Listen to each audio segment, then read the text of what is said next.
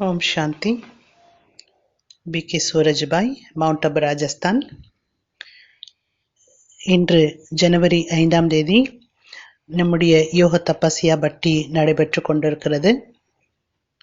நாம் பிரம்மா பாபாவை பின்பற்ற வேண்டும். எப்படி பாபா சிரேஷ்ட கர்மா செய்தாரோ, எப்படி பாபா விழிப்புடன் சுறுசுறுப்பாக இருந்தார், அவரது வாழ்க்கையில் ஒருபொழுதும் அலட்சியமோ சோம்பேறித்தனமோ இல்லை. அப்படியே நாமும் ஆக வேண்டும். சிரேஷ்ட தபஸ்யா செய்வதற்கு மிக அவசியமானது நாம் மிகவும் சுறுசுறுப்பாக இருப்பதாகும்.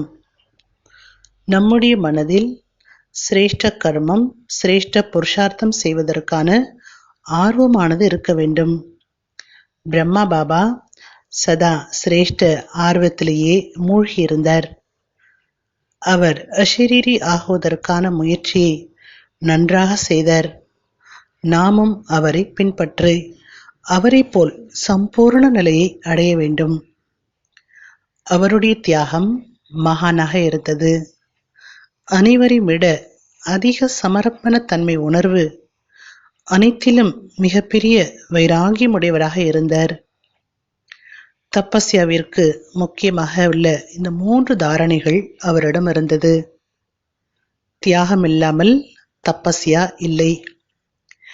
அவர் தன்னுடைய அனைத்தையும் தியாகம் செய்துவிட்டார். மேலும் முழு வாழ்க்கையில் எங்கேயுமே தனக்குள் நான் என்பதையே வரவிடவில்லை. இந்த நான் என்பது யோகயுக்த நிலை அடைவதில் பெரிய தடையை ஏற்படுத்துகிறது. இந்த நான் என்னுடையது வந்துவிட்டால் நாம் எங்கேயாவது பந்தனத்தில் மாட்டிவிடுகின்றோம். ஆனால் இந்த 2ஐயும் தியாகம் செய்யக்கூடிய ஆத்மா எளிதாக யோகயுக்த நிலையை அடைகின்றார்கள். நமக்கு பாபாவை போன்ற தியாகம், மேலும் சமர்ப்பண தன்மை வேண்டும். பிரம்மா பாபா தன்னுடைய செல்வம், சொத்துக்கள் அனைத்தையும் தியாகம் மற்றும் சமர்ப்பணம் செய்தார். நாம் அவரை போன்று செல்வம், சொத்துக்கள் அனைத்தும் தியாகம் செய்ய முடியாது என்று நினைக்கலாம். ஆனால் நம்மால் செய்ய முடியும். மனதின் மூலம், புத்தி மூலம், எண்ணங்கள் மூலம் பாபா அனைத்தும் உன்னுடையது என்று நாம் சமர்ப்பணம் ஆகிவிட வேண்டும். நாம் நம்முடைய வீட்டை கூட பாபாவுடைய யஜ்யமாக கருத வேண்டும். நான் செய்யக்கூடிய ஒவ்வொரு கர்மமும் பாபாவிற்காக என்ற உள்ளுணர்வு நம்மிடத்தில் உறுதியான தாரணையாக இருக்க வேண்டும். நாம் செய்யும் எந்த ஒரு காரியமும் எனக்கானது அல்ல. என்னுடைய ஒவ்வொரு செயலும் பாபா உங்களுக்காகவே என பாபாவிற்கு அர்ப்பணம் செய்துவிட வேண்டும். ராஜயோகம் என்றால் என்ன? இதனுடைய விளக்கத்தை பாபா நமக்கு கொடுத்துள்ளார். இது பிரம்மா பாபாவுடைய வாழ்க்கையில் நடைமுறையில் இருந்தது. ராஜயோகம் என்றால் என்னுடையது என்பது எதுவுமே இல்லை. அப்படி நாமும் சமர்ப்பண உணர்வை ஏற்று பாபா போன்று அனைத்தையும் உன்னுடையது பாபா என்று ஆக்கிவிட வேண்டும். நாம் மிக அழகான ஒரு பயிற்சி செய்யலாம்.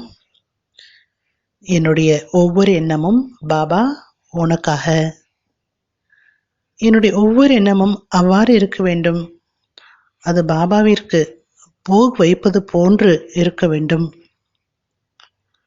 என்னுடைய ஒவ்வொரு எண்ணமும் பகவானிற்கு மிக பிரியமானதாக இருக்க வேண்டும்.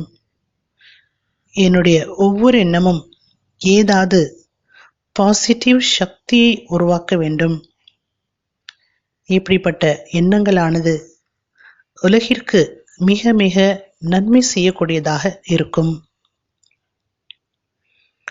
பாபாவை பின்பற்றி பாபா போன்று ஆழமான தபஸ்யா செய்ய வேண்டும்.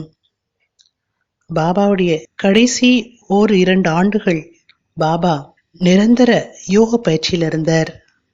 பல சிந்தனைகள் அவரிடம் இருந்தாலும் அவரது உள்ளுணர்வில் பாபா பாபா மட்டுமே இருந்தது.